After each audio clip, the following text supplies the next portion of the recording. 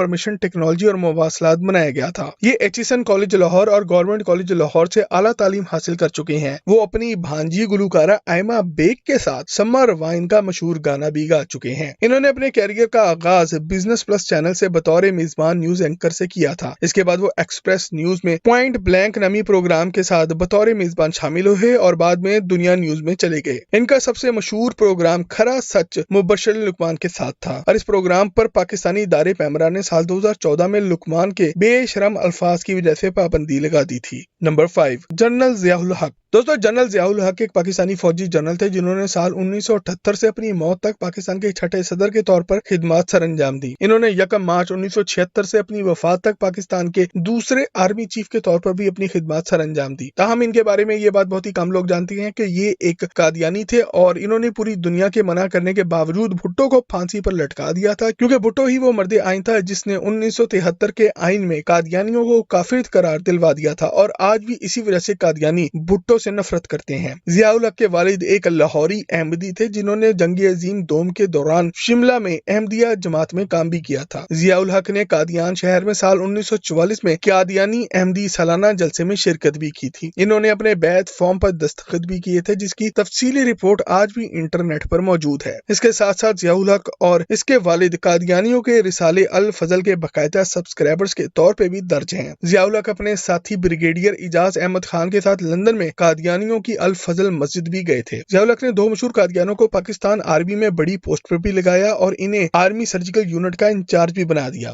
Number 6، Najam Sethi. دوستو، نجم سیٹھی ایک پاکستانی سیاسی تجزیہ نگار، صحافی، بزنس مین، سیاست دان اور کرکٹ ایڈمنسٹریٹر ہیں جو کہ Pakistan cricket board management committee کے چیئرمین بھی رہ چکے ہیں۔ وہ فرائیڈے ٹائمز اور وینگارڈ بک کے بانی بھی ہیں۔ وہ پاکستان کے نگراں وفاقی وزیر اور وزیر اعلیٰ پنجاب کے طور پر بھی خدمات سر انجام دے چکے ہیں۔ بحیثیت صحافی وہ ایک آزاد خیال قسم کے سیاسی مبصر ہیں جو کہ فرائیڈے ٹائمز کے چیف ایڈیٹر اور پاکستان سپر لیگ کے چیئرمین کے طور پر بھی خدمات سر انجام دے چکے ہیں۔ وہ اکثر اپنے پروگراموں اور اپنے اخبارات میں قادیانیوں کے حق میں آواز اٹھاتے رہتے ہیں۔ وہ پہلے جیو نیوز پر پرائم ٹائم کرنٹ افیئر شو آپ کی بات کی میزبانی بھی کرتے تھے۔ آج وہ آپ میڈیا نیٹ ورک اور انڈس نیوز کے صدر بھی ہیں۔ نجم سیٹھی کی شادی ساتھی صحافی جگنو محسن سے ہوئی تھی جو کہ فرائیڈے ٹائمز کی پبلشر ہیں اور وہ بھی ایک قادیانی ہیں۔ دونوں کی بیٹی ایک صحافی اور اداکارہ میرا سیٹھی ہے، جبکہ خدا کی اس بندے پہ مار دیکھیں کہ اس کا واحد بیٹا علی سیٹھی ایک ہم جنس پرست ہے اور آج اس کی بدنامی کا باعث بن رہا ہے۔ نمبر 7، جنرل اختر حسین ملک۔ دوستو، میجر جنرل اختر حسین ملک ایک پاکستانی اعلیٰ فوجی افسر تھے اور 1965 کی جنگ کے دوران وہ اپنی قیادت اور اپنی کمانڈ کی وجہ سے آج بھی پاکستان فوج کے چیمپئن سمجھے جاتے ہیں۔ جنرل صاحب 1965 کی جنگ کے ایک وار ہیرو تھے۔ وہ ایک قادیانی تھے اور اپنے مذہب کو بالکل بھی نہیں چھپاتے تھے۔ جنرل اختر اپنے ساتھیوں میں اپنی پرکشش شخصیت، بے دھڑک اور دلیر حکمت عملی اور تیز سوچ اور حب الوطنی کے لیے جانے جاتے تھے۔ حالانکہ فوج میں ان کی بہت ہی زیادہ تعریف اور احترام کیا جاتا تھا، مگر وہ اکثر اپنے ساتھیوں کے ساتھ سخت رویہ رکھتے تھے۔ انہوں نے صدر پاکستان ایوب خان کی سربرستی میں آپریشن جبرالٹر اور آپریشن گرینڈ سلیم کی منصوبہ بندی بھی کی تھی۔ آپریشن کے ابتدائی مرحلے میں کامیابی سے نمٹنے کے لیے خاص طور پر بیٹل آف چھمب میں کامیابی حاصل کرنے پہ انہیں ہلال جرت سے بھی نوازا گیا، جو کہ پاکستانی آرمی کا دوسرا سب سے بڑا بہادری کا اعزاز ہے۔ جنرل اختر ملک کی موت ترکی میں ایک ٹریفک حادثے میں ہوئی تھی۔ نمبر 8، آسما جہانگیر۔ دوستو، آسما جیلانی جہانگیر ایک پاکستانی انسانی حقوق کی وکیل اور سماجی کارکن تھی جنہوں نے human rights commission of Pakistan اور AGHS لیگل ایڈ سیل کی بنیاد رکھی اور اس کی سربراہی بھی کی۔ وہ ایک قادیانی تھی جو کہ عورتوں اور غیر مسلموں کے لیے آواز بلند کرتی رہتی تھی، جس کی وجہ سے مذہبی علماء اکثر ان کے خلاف فتوے دیتے رہتے تھے۔ تاہم وہ اپنی مذہبی پہچان پر اکثر خاموش ہی رہتی تھی اور ان کے بارے میں آج بھی یہ بات کنفرم نہیں کہ وہ قادیانی تھیں بھی یا نہیں۔ آسما جہانگیر وکلا کی تحریک میں نمایاں کردار ادا کرنے کے لیے جانی جاتی ہیں اور انہوں نے مذہبی آزادی اور اقوام متحدہ کے خصوصی نمائندے اور انٹرنیشنل کرائسس گروپ میں بطور ٹرسٹی بھی خدمات سر انجام دی۔ وہ خاص طور پر ایسے افراد کو تنقید کا نشانہ بنایا کرتی تھیں جو کہ مذہبی قوانین کا استعمال کر کے